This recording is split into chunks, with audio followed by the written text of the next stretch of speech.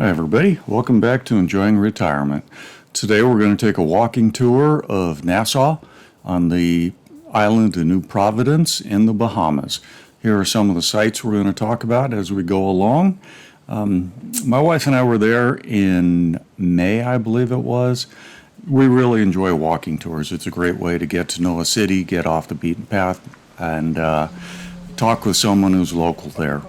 We took the Dilly Dally walking tour, good company, good guide. Here he is, really enjoyed it. And our first stop after we walked up the hill is the Queen's Staircase.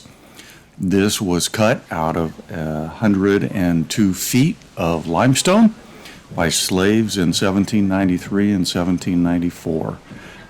Primary purpose of it was to provide a safe supply route and a way to garrison the Fort Fincastle, which we'll see in a moment.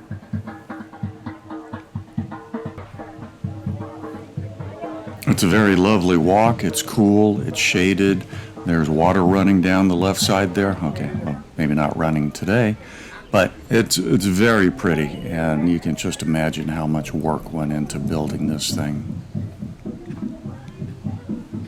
At the top, there's the obligatory sign to get your picture taken, as well as the water tower built in 1928. At 126 feet, it's the highest point in Nassau, providing good water pressure for most of New Providence Island.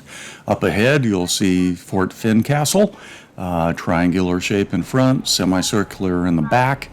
It's really a design that for some reason was popular in Europe back in the day, not so much in the Americas, making it rather unique. It's called Fincastle. It was built while Lord Dunsmore was the governor, whose real name was John Murray, but he also be Viscount Fincastle. So for some reason they chose Fincastle. After we're done there, now we walk back down the hill and we are going into Parliament Square. Come and protect your people. This building right there, that is the Bahamas Supreme Court.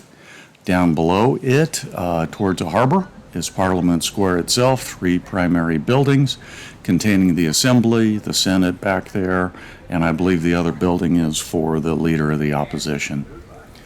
And there is a statue of Queen Victoria sitting proudly right outside in front. Near as I can figure, everything is pink because of either the pink beach, famously situated there in the Bahamas, or to honor the color of the conch with that beautiful iridescent pink. Now we're walking along the main drag. It's got the obligatory Rolex and other shops for people coming off the cruise ships. Although for the life of me, I don't know, do people really go on a cruise so they can buy a Rolex at port of call? Anyway, now we're at the balcony house. This house was used by Ian Flemming when he came to the Bahamas and wrote several of the James Bond stories. Moving on up, we are into the government house, and this is where the Governor General of the Bahamas resides. Out front was a statue of Christopher Columbus. It was covered up that day. I don't know if it's being repaired, if it's part of the ongoing protest and rewriting history. I don't know. But we moved on. Our first stop after all this walking was a refreshing one. It's a wine shop where you can taste some of the local wines if you wish to.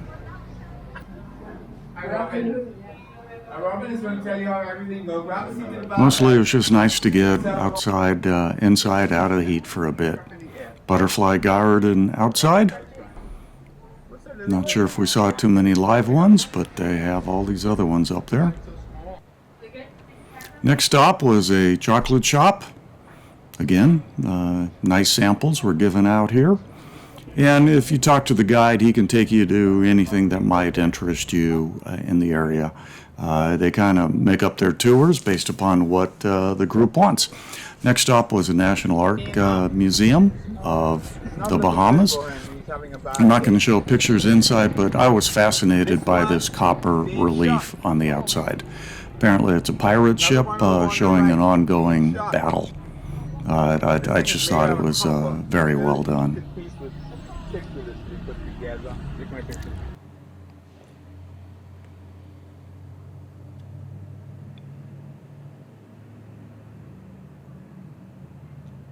That's fine.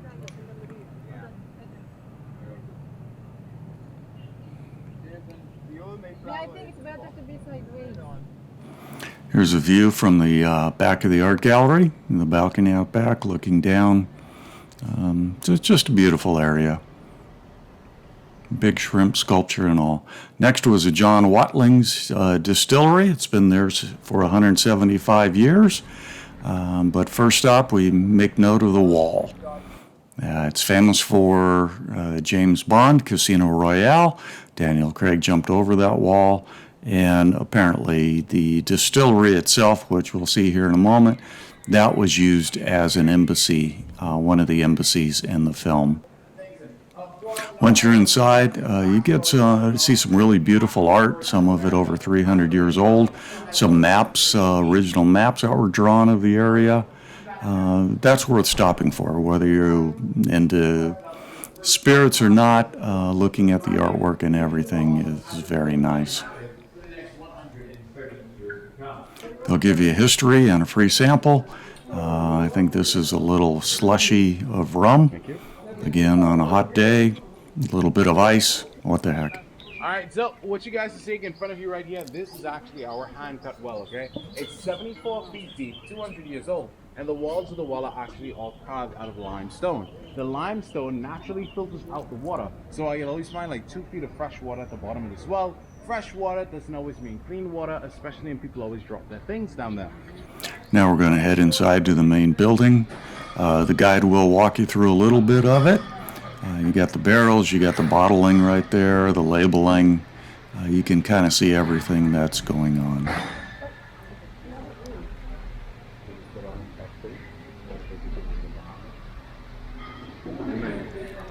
One of the unique things that they have there, they have these little wheels where they describe each of the types of rums, whiskeys, whatever they make.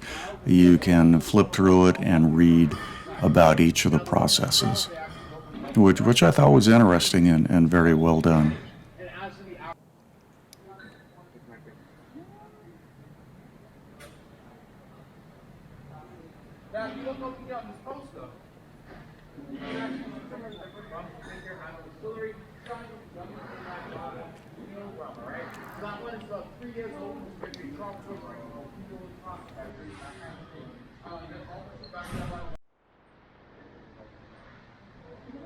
And when you're done there, like every good tour, it ends in the gift shop.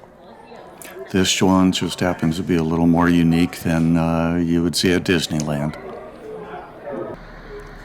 And I think one of our final stops was a tea shop because we expressed interest in tea. We have the 21 guns load at the top here. This is the Bahamian Viagra, also known as All the Way Up. It helps with stamina, fertility, and build. Well, that's going to wind down the walking tour. Hope you got to enjoy a little bit of the Bahamas. As always, I am enjoying retirement.